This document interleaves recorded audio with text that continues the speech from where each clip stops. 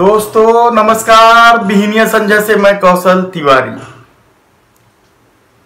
सत्ता अपनी रहीसी बरकरार रखने के लिए वे सारे प्रपंच करती है जिससे आम आदमी के लिए जीवन से बड़ा सवाल कुछ और हो जाए।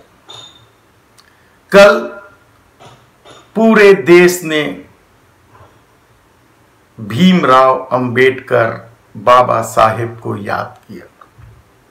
पूरा देश, हर पार्टी, हर सत्ता, हर राजनेता, सभी ने बाबा साहब को याद किया। बाबा साहब को रोज याद करने की जरूरत आन पड़ी है, क्योंकि मनुष्य को मनुष्य समझने को लेकर ही बाबा साहेब ने संविधान में बहुत सारे प्रावधान रखे थे। और शायद यही वजह है कि उनके अनुयायी उन्हें भगवान तुल्य, ईश्वर तुल्य मानते हैं।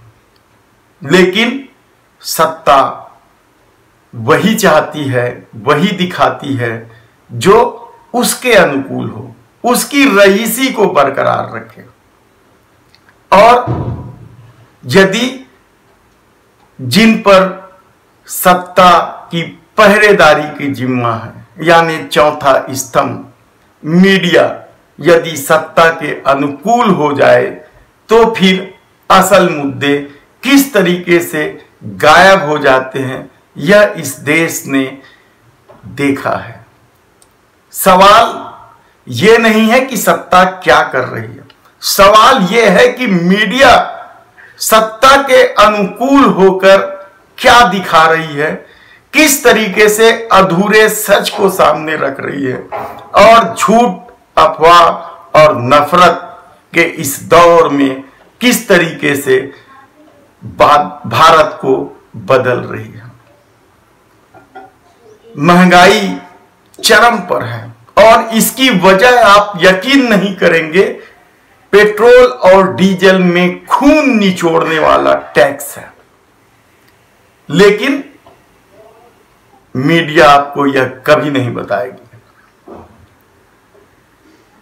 देश की अर्थव्यवस्था बदहाली में है, लेकिन मीडिया बताती है कि पाकिस्तान थर-थर कांप रहा है, चीन थर्रा रहा है और अमेरिका को मुंह तोड़ जवाब दिया जा रहा है। देश बदल रहा है, लेकिन आम आदमी त्रस्त है महंगाई से। खून निचोड़ने वाले टैक्स को लेकर कितने ही सवाल किए गए, लेकिन सत्ता के पास गोलमोल जवाब है। वह राज्यों पर वेट को लेकर असलियत छुपा देती है। सच तो यह है कि इस दौर में सत्ता ने जिस तरीके से अपनी रहीसी को बरकरार रखने के लिए, जिस तरीके से अपनी राजनीति को साधने के लिए मनमाने तरीके से अनाप शनाप जगहों पर पैसे खर्च किए, वह भी इस बुरी अर्थव्यवस्था के लिए महत्वपूर्ण भूमिका अदा करते हैं। 3000 करोड़ की मूर्तियां, बल्कि एक और मूर्ति बन गई। जगह जगह स्मारक, सेंट्रल विस्टा, प्रधानमंत्री संग्रहालय और इस सब से भी बढ़कर प्रधानमंत्री आवास, जो किसी राजा महाराजा के भव्य महल से कम नहीं है। लोग खाने को तरस रहे हैं। जिस देश के 85 करोड़ लोग मुफ्त के अनाज पर निर्भर हो, उस देश में यदि प्रधानमंत्री आवास भव्य से भव्यतम बनता चला जाए, सत्ता अपने हिसाब से मूर्तियों और स्मारकों पर अनाप शनाप खर्चा करने लगे, तो आखिर उस पैसे की वसूली जनता से ही तो होगी। और यही नहीं, कारपोरेट टैक्स में मनमाना कटौती।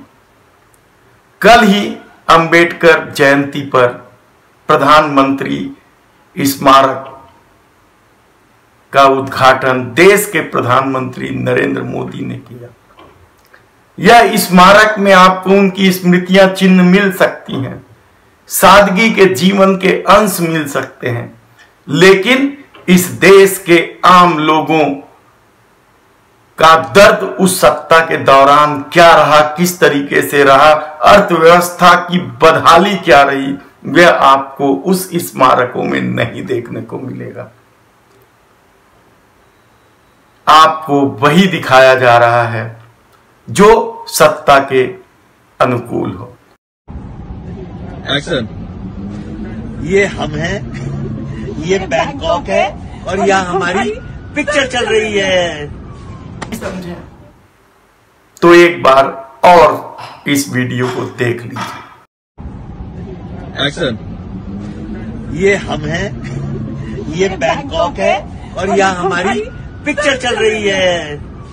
शायद बात अब भी आपके समझ में नहीं आई होगी, तो फिर इस वीडियो को देख लीजिए। हिंदू के अलावा कोई और पहचान हमारी नहीं होनी चाहिए। अगर कोई हिंदू के अलावा किसी और पहचान की बात करता है, जात पात की, समाज की बात करता है, तो ये समझ लेना वो तुम्हारी कश्मीर फाइल बनवाने की तैयारी कर रहा है, जो हमारे बीच में टूट डाल रहा है। आज कश्मीर फाइल को देख लो और समझ लो, क्योंकि अगर आज नहीं समझे तो कल Delhi file, Bengal file, Kerala file, Bhopal file, Indore file, Khargone file देखने की जरूरत पड़ जाएगी। इसीलिए आज समझो, जो कश्मीर के अंदर हुआ वो हमारे मोहल्लों में ना हो, हमारे इलाके में ना हो, ये समझना जरूरी है। कल श्रीनगर में जामिया मस्जिद के अंदर कुछ लोगों ने नारा लगाया, बुरहान वानी के नाम का लगाया, आजादी मांगी, मूसा आतंकवादी के नाम की आजादी मांगी। आज खरगोन की धरती से मैं उन्हें ये कहना चाहता हूँ कि जिस घर से बुरहान निकलेगा उस घर में घुसकर मारेंगे। जिस घर से बुरहान निकलेगा घर से मूसा निकलेगा।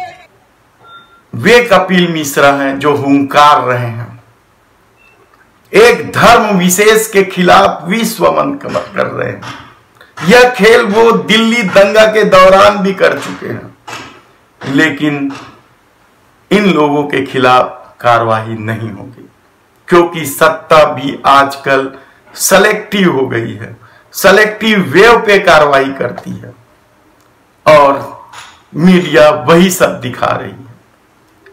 बाबा साहब को याद करने से पहले संविधान को भी समझ लेना जरूरी है।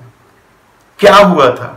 उत्तर प्रदेश में एनआरसी का प्रदर्शन कर रहे, एनआरसी के खिलाफ प्रदर्शन कर रहे लोगों के खिलाफ योगी सरकार ने बड़ा कदम उठाते हुए 274 लोगों को न केवल नोटिस थमाई थी, बल्कि सरकारी संपत्तियों के नुकसान के एवज में उनसे वसूली की भी कार्रवाई की थी।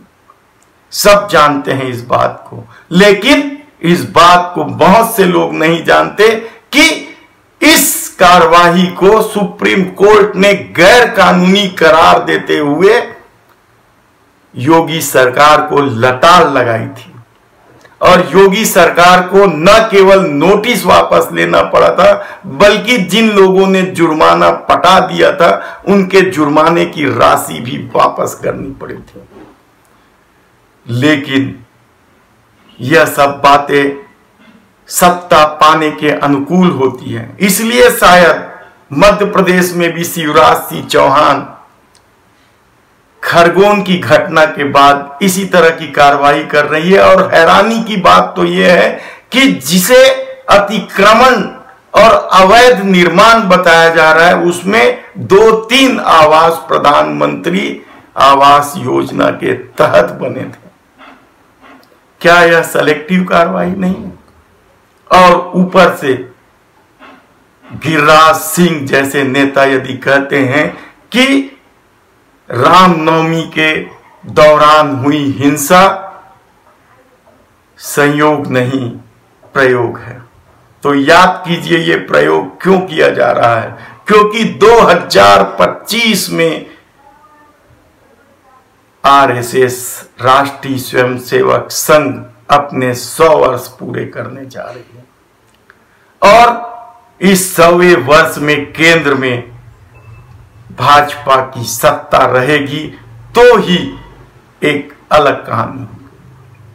हालांकि इस तरह की घटनाओं को लेकर पूरा विश्व ने चिंता जताना शुरू कर दिया और विश्व तो छोड़िए, भाजपा के एक नेता कर्नाटक के पूर्व मुख्यमंत्री येदियुरप्पा जो काफी ताकतवर माने जाते हैं, उन्हें भी कहना पड़ा कि मुसलमानों को शांति से जीने दीजिए। तब सवाल यह है कि देश को क्या इस तरीके से बदला जाएगा? महंगाई बढ़ाने या महंगाई बढ़ने से त्रस्त हो चुके जनता को भुलावे में रखने के लिए कब तक राष्ट्रवाद और धर्म की गुट्टी पिलाई जाएगी और जनता कब तक असल मुद्दे से भागते रहेगी और सड़कों पर नहीं आएगी? सवाल बहुत से हैं। विपक्ष को कमजोर बताया गया या विपक्ष डरपोक या कमजोर है क्योंकि वह सतत आंदोलन नहीं कर पा रही है।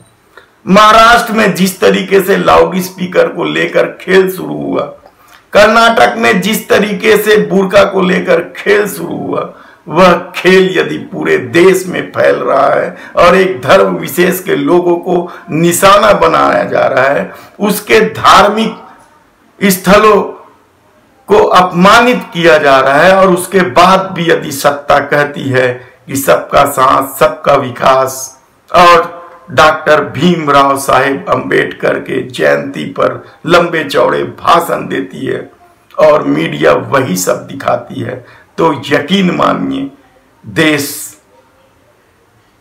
की यह बदलाहट आने वाले दिनों में आम लोगों के लिए भारी पड़ेगी।